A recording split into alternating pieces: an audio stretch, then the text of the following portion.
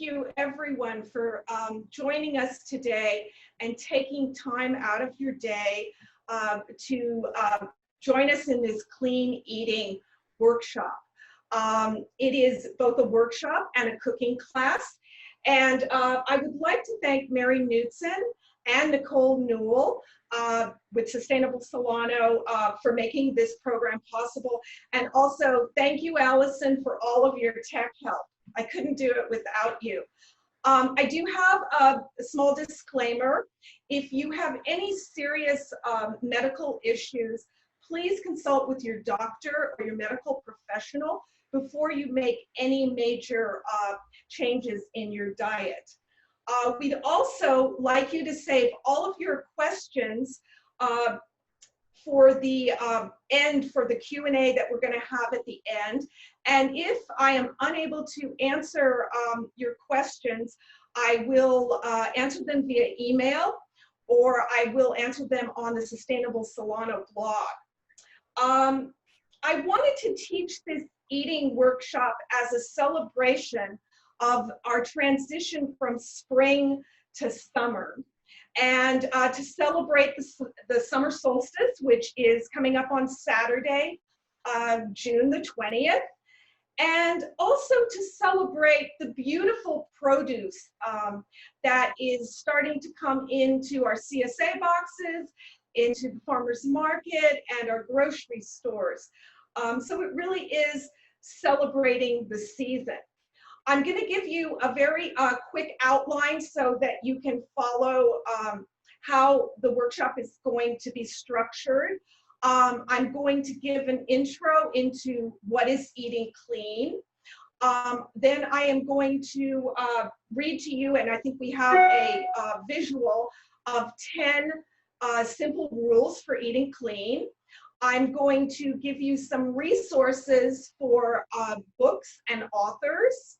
And then we're going to go into the recipe, and I'm going to prep, and we'll go through the different components that make up this very simple vegetable pad thai recipe.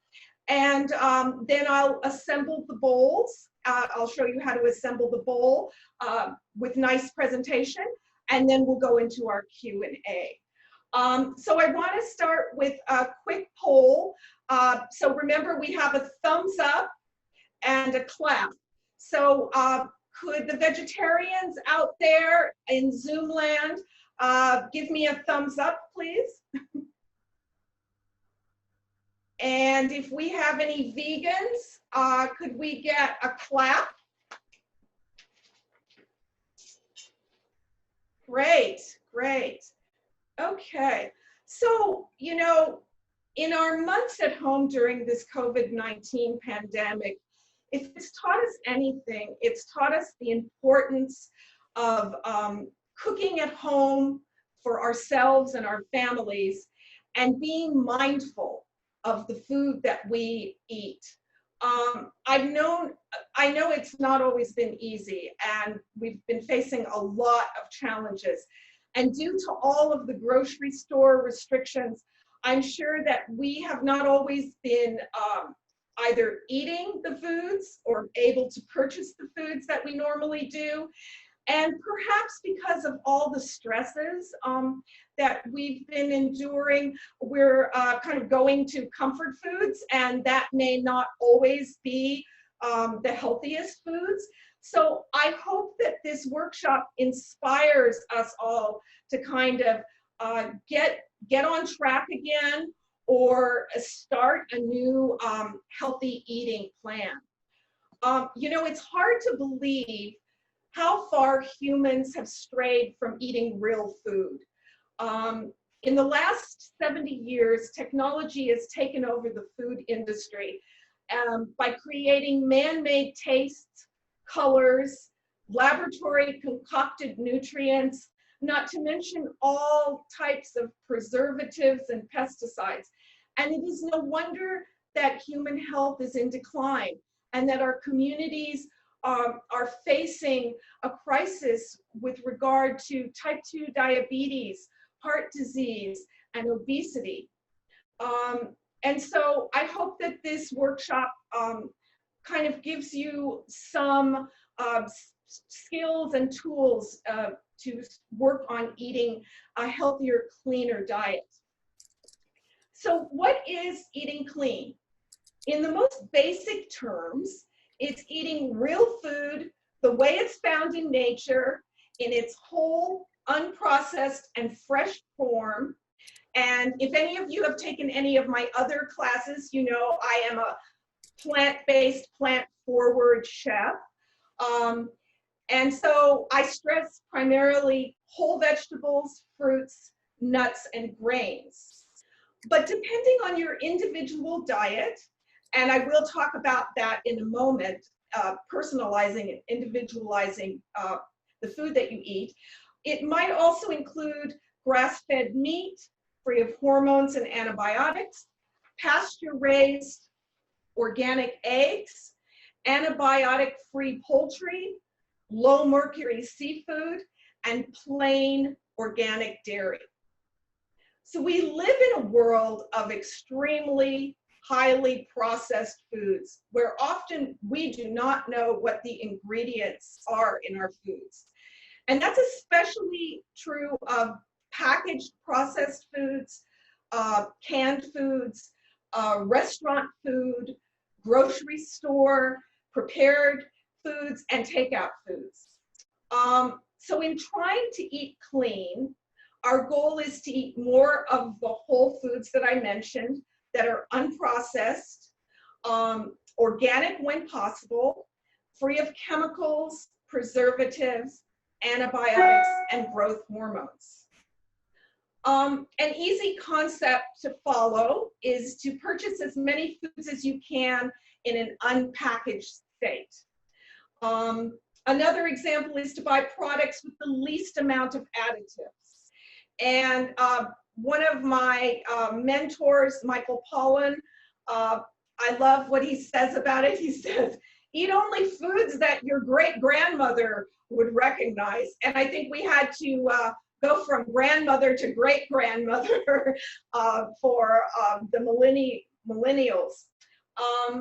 So in addition to eating foods in their most natural state, I want to stress the importance of drinking lots of pure water. And not only is it important to stay well hydrated, especially in these warmer months, but it's important to get a sufficient amount of hydration to keep your body and your organs and your metabolism and your brain hydrated and functioning well, and to flush the toxins out of your body. Now, you know, if plain water doesn't seem very exciting to you, I highly recommend making spa waters, and they're really wonderful in the summer months, the hotter months. And I have a pitcher of water, and I often put herbs from my garden, or I'll put citrus, sliced or squeezed citrus, or strawberries in the water, and to just keep that in your refrigerator to turn to whenever you need to. So one of the best things that you can do to start your clean eating is to eliminate all refined sugars from your diet. And this means processed sugars, including high fructose corn syrup products. When we are eating processed foods, it's a lot harder to avoid these hidden sugars, and they're really hidden. I'm not a huge advocate of compulsively reading the labels because I try not to buy so much processed food, but it's a good idea to take a look and to have a minimum amount of ingredients when you do buy processed food. So when you're cooking your own food, it's a lot easier to control what goes into it. And it's a lot more difficult when, as I said, you're buying processed packaged foods, or when you're going to a restaurant, or when you are buying grocery store prepared food. I recommend, if you're craving something sweet, and we all crave something sweet because we all love fat and sugar, that you get a very ripe apricot or a ripe plum that is at its optimum sweetness.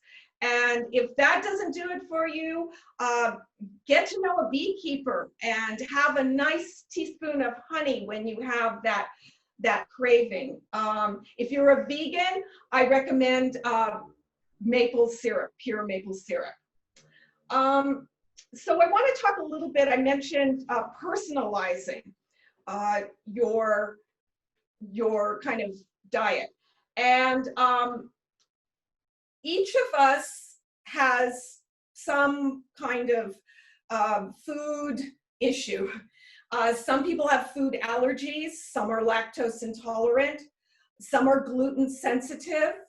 I happen to be gluten sensitive, but I don't have celiac. I just don't, I don't feel so great when I eat industrial kind of grocery store baked goods that have refined sugar and refined gluten, laboratory created gluten and refined flours. So I would say that often these foods that don't make us feel good, they're called toxic triggers. So it's a process of being mindful. It's not something that happens one day to the next. It is just a sort of awareness of what we are eating, what makes us feel good, what makes us feel bad, eliminating those things that make us feel bad.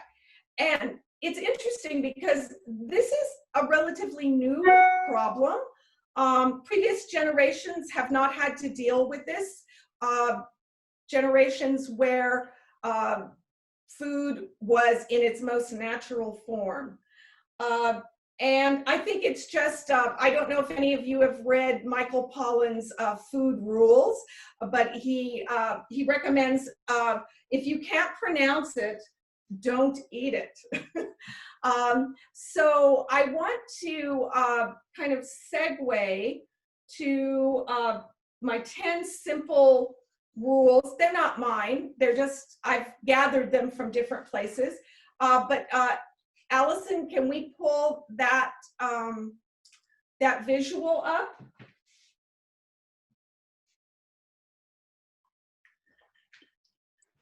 Okay, so can everybody see that?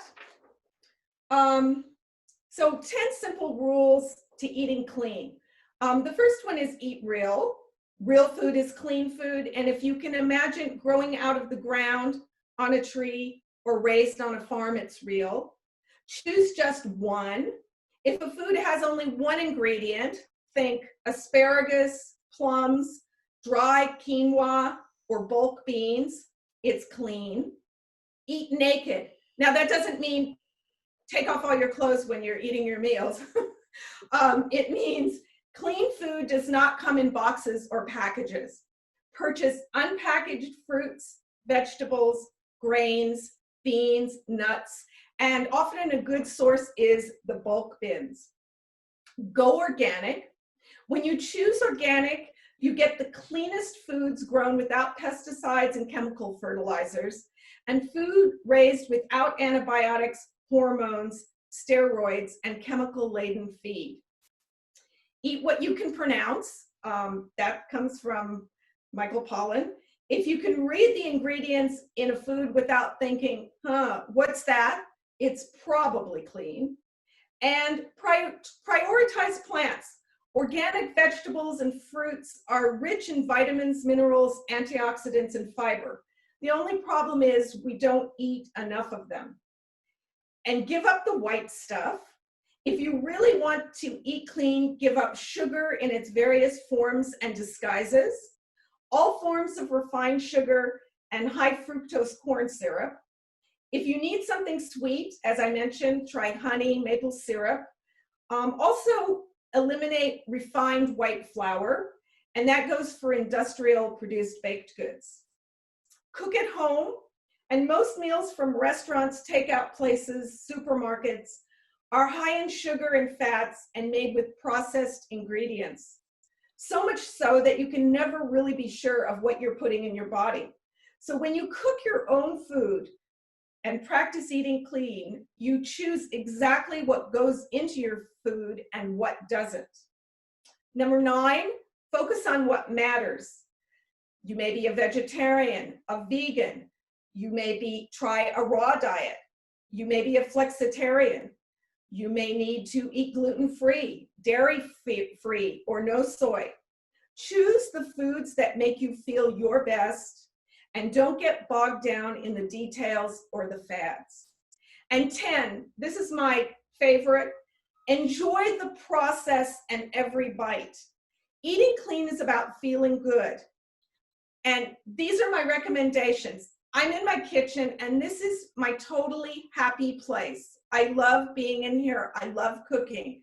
I love to put on some music, pour my favorite beverage, and enjoy being in the kitchen, and not to think of it as drudgery. Make the kitchen your happy zone. And most importantly, enjoy every bite. And so this is going to be available to you. It's nice to hang on your fridge as just a reminder. Now I'm going to segue to some resources, and there are some websites. I did not cite those. There are some classes. There was one class that was, I believe, $275 for an eating clean workshop, which I thought, wow, that's outrageous. But you will see connected to the recipe, a book list. And I've chosen some of my favorite authors and their books. And one of my favorite authors on the subject is Dr. Alejandro Junger. And all of these books are available for free at the Solano County Library System. And all of mine came from there, so I will be returning them in the next few days, and you'll be able to access them. Dr. Junger, he has a very great introduction, but what is great about all of these books, I have 5 of them today and 4 of them listed, is that they have extensive recipes and different recipes. So if you want to get into the eating clean concept on a deeper level, they have all different types. And so Lily Kunin is another author, and her book is Good Clean Food.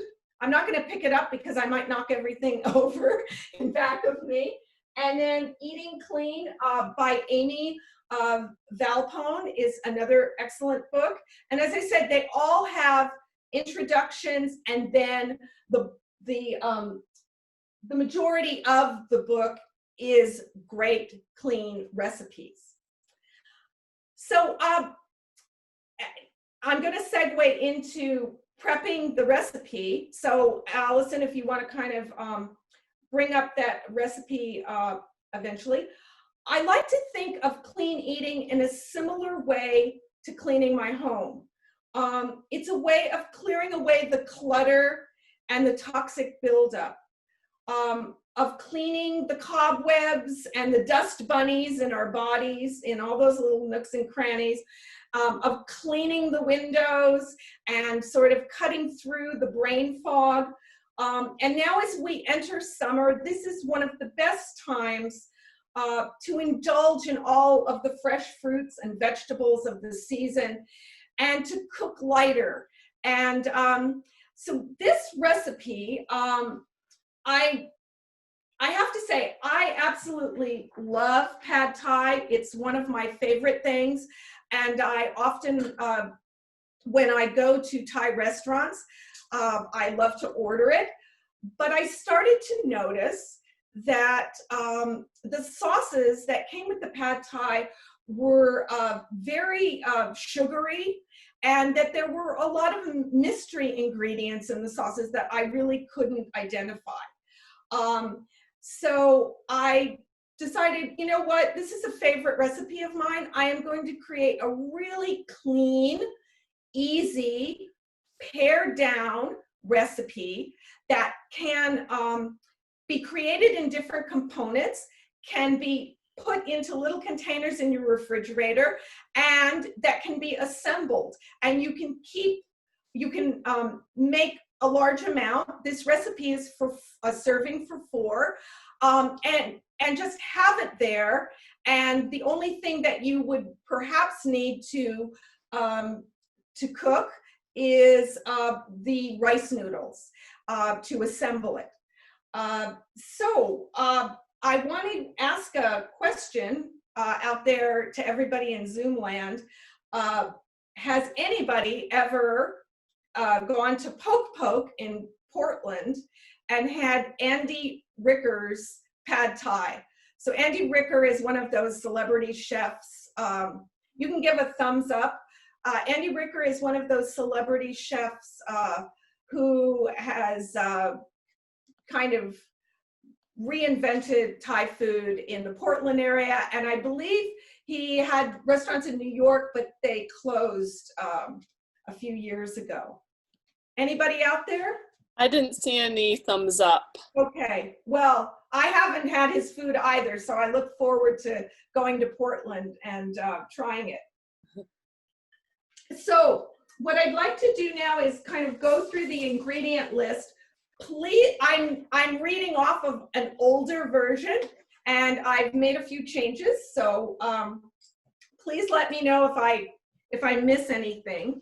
So as I said, this vegetable pad thai serves 4, and I've divided it into a couple of different components.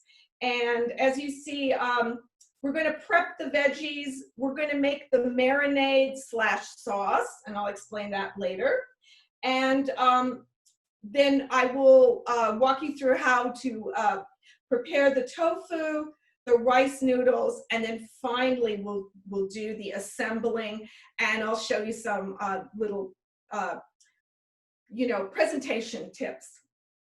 So rice noodles, and also you're going to notice that I may not be using the same amounts that you have, just because I'm making a kind of shorter version to not spend all of the class chopping and grating and slicing and prepping everything. So we have rice noodles, and I'll talk about those in a little while. Lime juice. Hold on. Sorry, Chef Lisa. Allison, can you take down the screen share? Because thank you. All right, sorry. Thank you. Go ahead. So rice noodles, lime juice, bean sprouts, Thai basil, and I'll be talking about substitutions and different types of basil, green onions, also known as spring onions, cilantro, peanuts, extra firm tofu, and red pepper flakes. For the marinade, we've got Bragg's liquid aminos, and I'm going to be talking about that in a second. More lime juice, toasted sesame seed oil or peanut oil, garlic, more green onions, lemongrass, and I'm going to give you some tips on how to prep the lemongrass, fresh ginger, and more red pepper flakes and toasted sesame seeds. And you see that those two are optional. So what I want to start with is, let's talk about the lime juice. And one of the great things nutritionally in this recipe is it has citrus, vitamin C through the lime juice. It also has garlic, and it also has ginger, and those are both antibacterial. So these are some of the healthy things. So I brought some of my techniques, so we'll talk a little bit about techniques. So of course, when you're squeezing lime juice, the easiest way is with your hand. You don't need any special equipment. I have this little antique here. And this works like this, and you can use one of these, and I know that there are contemporary versions of that. And here is another favorite, and the half of a lime goes in there, and then we just squeeze that out. So that is some of the options, and we're going to need some extra lime in quarters, so that will be for the presentation. So I want to now move on to the bean sprouts, and I have the mung bean sprouts right here. And we're going to put those aside for when we assemble. And Thai basil. So let's talk about basil. I have a basil plant here, which I always keep in my, well, not during winter months so much, but now that the weather's getting warm. I like this for pesto. I like to add it to my salads. But I have another question for everyone out there. Has anyone ever tasted Thai basil? So this is the Mediterranean Italian type of basil.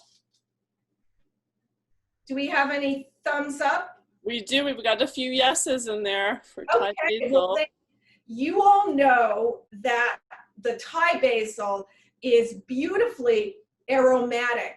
And I think the difference, and people might want to add into the chat, it has a kind of wonderful licoricey flavor. So it's very distinct from the Mediterranean basil. So we will be tearing those leaves. And then green onions. So this recipe takes a lot of green onions.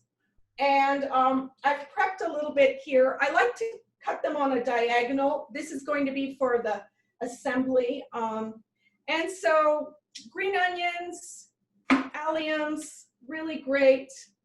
And just when you're cutting them at an angle, you're just cutting them on the diagonal. And it just makes a nicer presentation. And actually, it has more surface exposed, so it will add to the aroma. And I wanted to say that some of the quintessential Thai flavors will be lemongrass, it will be the Thai basil, it will be the ginger, and those are, and cilantro. So those are flavors that we will find. So speaking about lemongrass, let's go to lemongrass.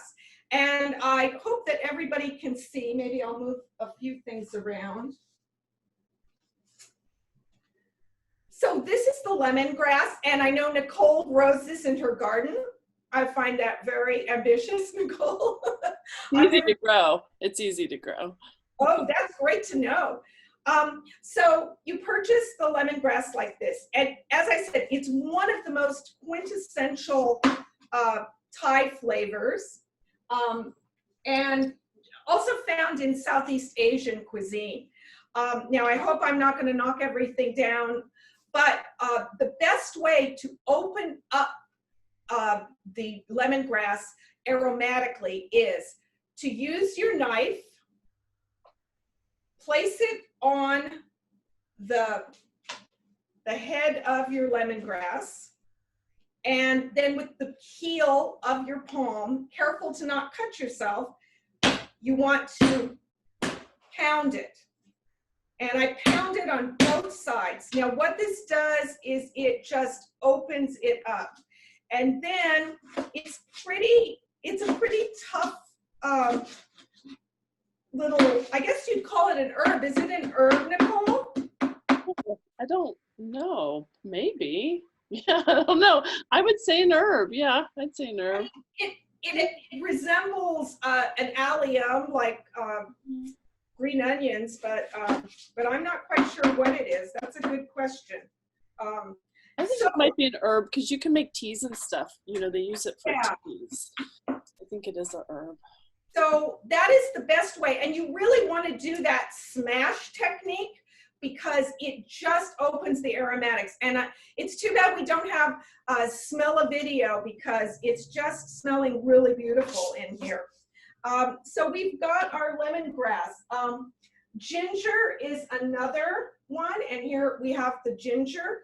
And a good paring knife, the easiest thing to do is to peel off the outer skin.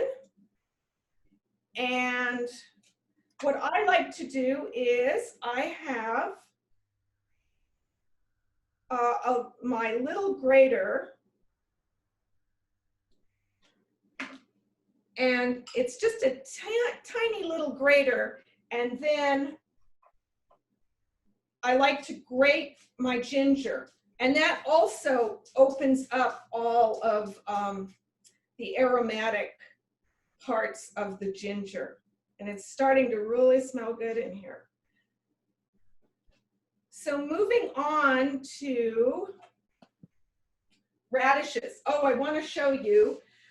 So when you get your radishes from the farmer's market or your CSA box, and they come with their little leaves, one way to make them stay extremely crisp for the longest amount of time is I cut off the green part. You can compost it. I happen to wash it and put it into my dog's food. And then I cut the radishes, the leaves off, and then I put them in ice cold water, and then I keep them in my refrigerator, and they will last a much longer time.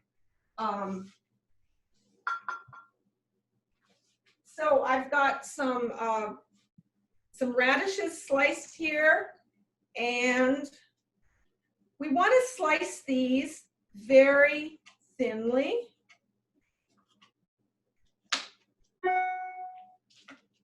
And then I have the cilantro. Another cooking tip is when I get my cilantro, I wash it, I wrap it in a damp paper towel, and then I roll it up, and I will often put it into a plastic bag. Now, with both the cilantro and the Thai basil, I recommend tearing the leaves as opposed to chopping them, because once you start to chop them, it begins to kind of break down the actual leaf, and you want the leaf to be still sort of intact and crispy. And once you start chopping basil, often basil will turn brown, not so much the cilantro, but tearing the leaves off of the stems is the best technique. And we'll go on to the cucumber. So I chose a Persian cucumber. You can use a regular cucumber. If you're using a regular cucumber, I highly recommend peeling it because it has that kind of oftentimes waxy surface, unless you're growing it out of your garden. And then slicing it very thinly.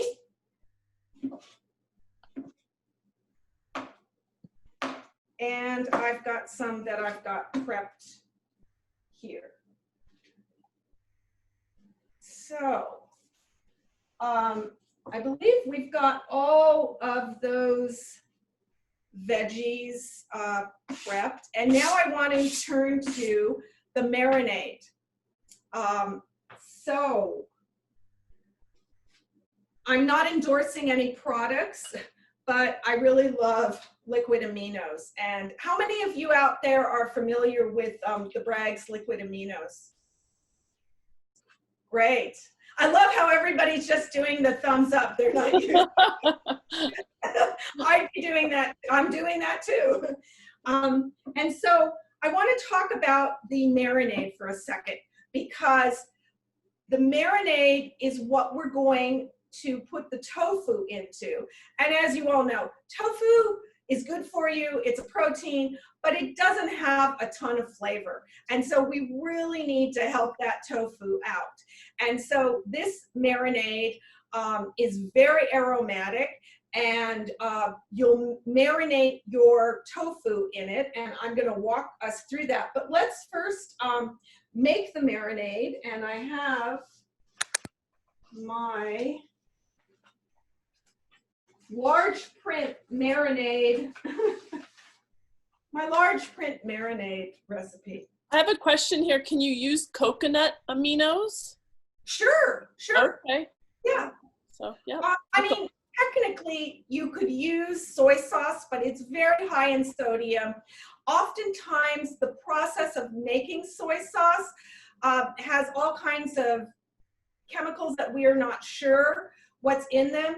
The great thing about the Bragg's liquid aminos is it has 16 essential amino acids, and that is really good for your health. It's organic, and it has no extra chemicals, and it does not have a lot of salt added to it as well. So we're going to do about a half a cup of the liquid aminos. And as you're going to see, I'm not going to be putting in actually a half a cup. We're kind of winging it, but you get the idea. And we're going to put in 2 tablespoons of the lime juice. And I'm only putting in half because we're going to reserve this for the assembly. And sesame oil. So you can use peanut oil. You could use olive oil. But the sesame oil is going to give you just a wonderful, toasty, aromatic. It's going to just play with all of these Thai flavors, with the lemongrass, with the cilantro, and it's just going to really make the tofu taste nutty and have a lot of umami. That's the other thing that the Bragg's liquid aminos do. So I am going to, let's see, what do I have here? 1 tablespoon. Okay.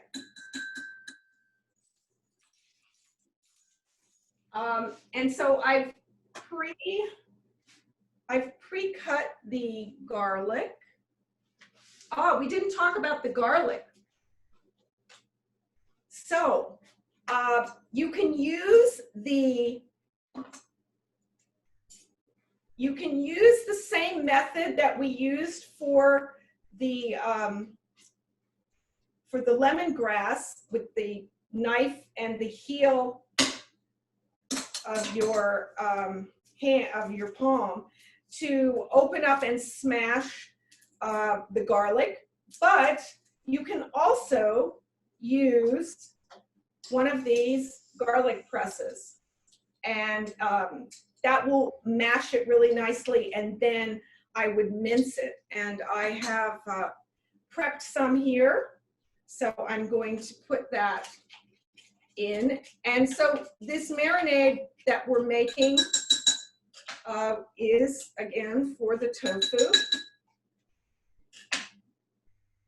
And I'm going to put some of the green onions in here, and some I'm going to reserve for the presentation and assembly.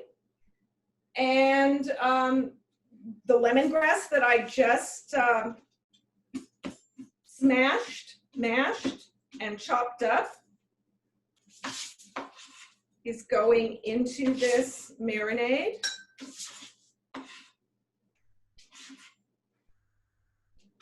And then the ginger, here's the ginger that, remember, we peeled it and then we grated it.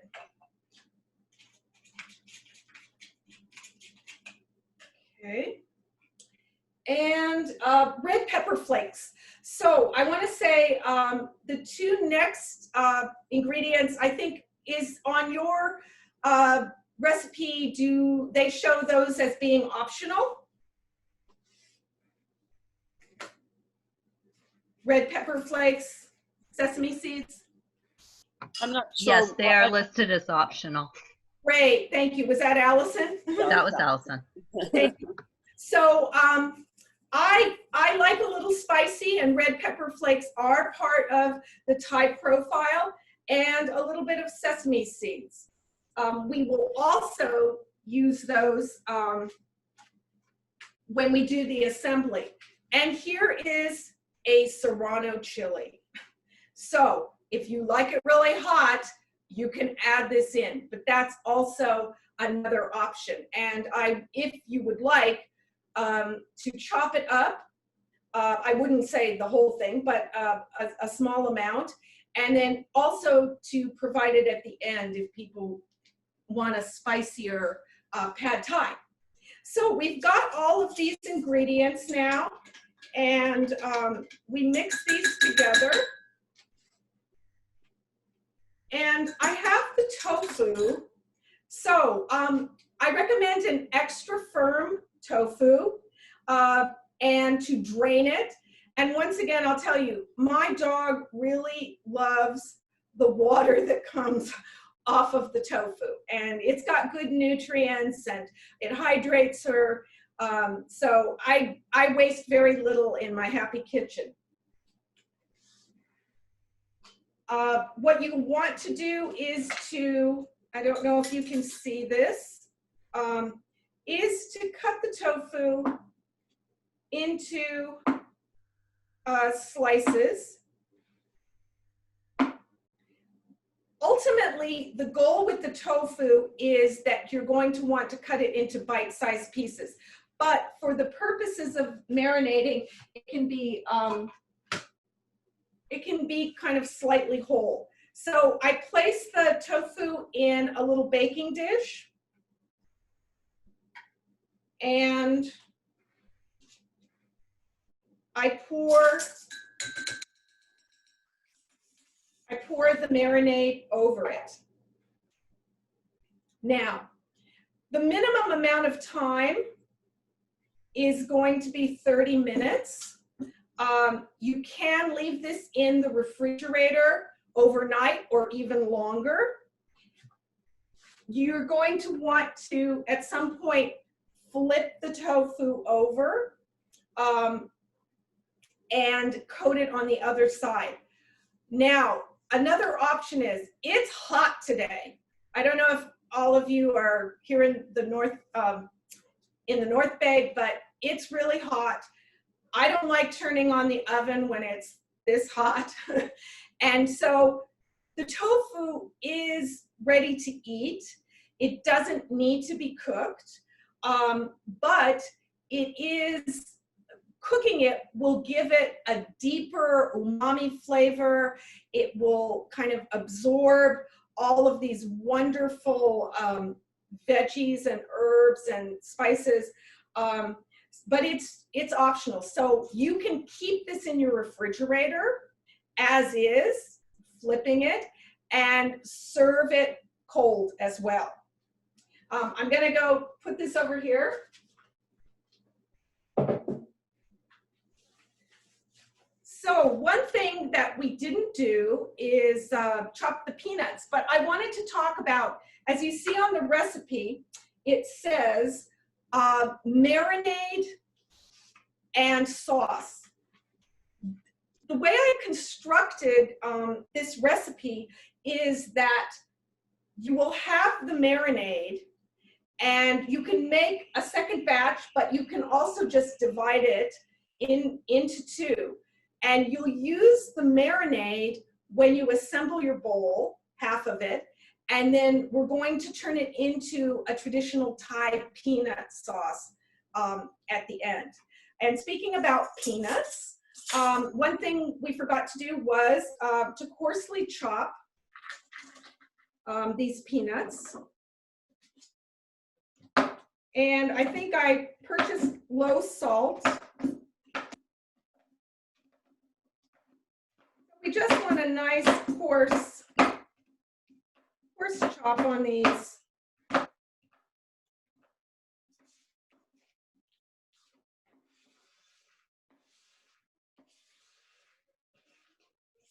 Okay. So we've talked about prepping the veggies. I want to talk about if you're going to bake the tofu, it's in a 400-degree oven. And I believe that that's what is on the menu, right, Allison, on the recipe? Okay, well, we lost. Can you move your measuring cup too so we can see your chopping board? Yep. Thank you. Okay. So you would cook the tofu in a 400-degree oven, flip it over, take it out, cool it, and cut it into bite-sized pieces.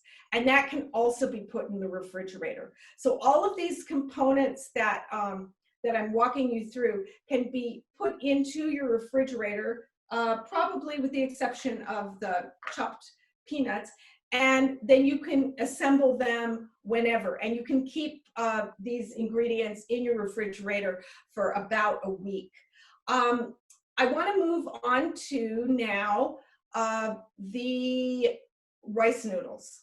And once again, I am not advocating or promoting any kind of product, but I do like the Lotus brand.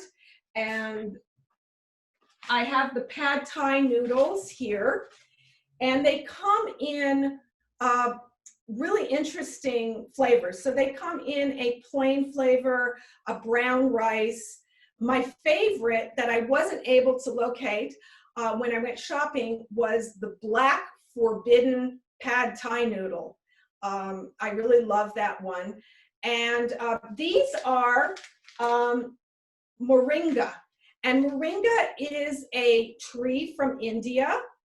And the leaves are used medicinally. And we really don't have time to kind of go into that, but it is a medicinal plant in traditional Indian medicine. And so I happen to get those. And so I wanna say one thing. I'm gonna walk you through kind of cooking the rice noodles, because that's probably the trickiest thing in this recipe. Everything else is pretty basic. One thing you do not want to have is gummy noodles. Gummy should only be for gummy bears, and unfortunately gummy bears are not in our clean eating plan. But you'll need a saucepan, and follow the directions on whatever package of pad thai noodles you do happen to use.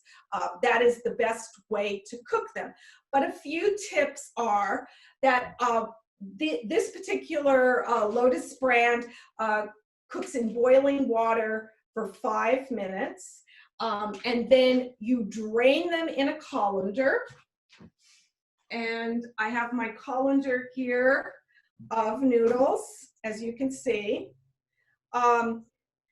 What you're going to need to do is immediately pour very cold water over them so that you don't wind up with a big gummy bear mess that you can't sort of separate the noodles. So that said, I am going to get my bowl, and we are going to assemble our pad thai. And I'm going to be reaching around to get some things, and I'm going to talk about chopsticks in just a second. So as we assemble the pad thai bowl, the first thing we're going to put in here is our noodles. Oh, and I forgot to mention that a little bit of oil, and it can be a little olive oil, it could be a little peanut oil, will also help after you've poured the cold water on, will also help keep the noodles separate. But I made these earlier this afternoon, and I did not put any oil on them. So they are fine just like this. And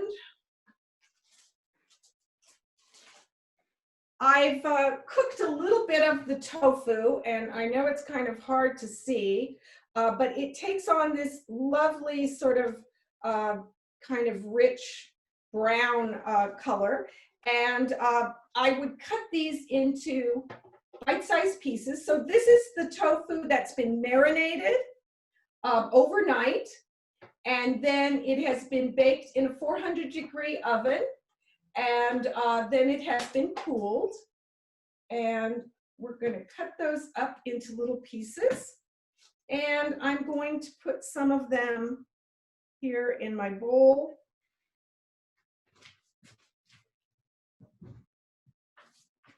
Now, at this point, I'm going to drizzle a little bit of the marinade before I put in the peanut, made it into a peanut sauce. I'm going to drizzle a little bit of this. And remember, it's got all of that wonderful, delicious herbs and spices in it. Then I'm going to put a little bit of cucumber in here. I'm going to put a little bit of radish.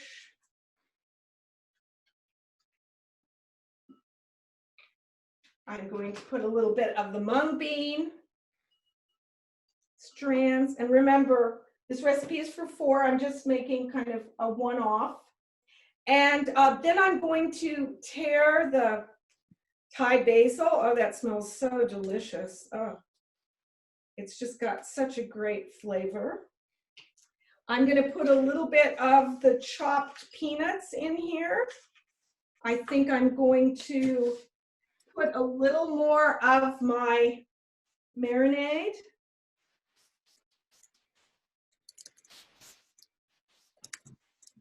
I'm going to put some green onions, and I'm going to put some cilantro. Let me know if I've missed anything. And I'm going to top it off with some red pepper flakes and some toasted sesame seeds. So what I do is when I am going to bake the tofu, I have a little cookie sheet or a little metal pan, and I toast my sesame seeds, and then I'll take those out when they're sort of a light brown, and I will then use them in both the marinade and in the presentation. So we've got our bowl created. We have our little wedge of lime that goes on top, and we've got our marinade. So what I want to do with the marinade is I would divide this into 2 parts so that you can drizzle it on your bowl that you're assembling. And then I've got some peanut butter. Now, I want to talk a little bit about peanut butter because this peanut butter is freshly ground. I actually watched the person make it at Whole Foods. I asked them to make me a small amount. And when you buy peanut butter at the grocery store, say a Skippy brand, or even if it's a Justin's, there's going to be a lot of other things in there, preservatives. This is 100% peanuts, and there's nothing else. There's no salt added. And I would put this in the refrigerator once I got it. So what I'm making here is, I think in my recipe at the very end, I show 1 tablespoon to create a peanut sauce. And so if you have a family and you are making this dish, I would recommend setting it up like a station in your kitchen on the counter where you have all of the ingredients, and then everyone, it's kind of like making a taco bowl. Everyone can go and customize, and then you'll have the 2 sauces available for people to add in. So you're going to want to stir this really well. And stir it until it turns into a nice, creamy sauce. Oh, that smells so fantastic. And remember, it's got all those wonderful lemongrass and garlic and ginger. And so we're going to just top this. And there's our pad thai bowl. And I'm going to wrap it up and we're going to take questions and we're going to have the Q&A. So I wanted to say something funny about chopsticks. So traditionally in Thai food, they eat with their hand, and that's very similar to sort of Middle Eastern cuisines and North African cuisines. But they do use the chopstick. But it's interesting, they use the chopstick only for noodle recipes, noodle dishes, and you would never use chopsticks for a Thai rice dish. You would use a fork and a spoon. So I want to thank you very, very much for joining us today. I hope that this workshop was inspiring, and I am going to pull a chair up and try to answer as many of your questions as I can. So thank you very much.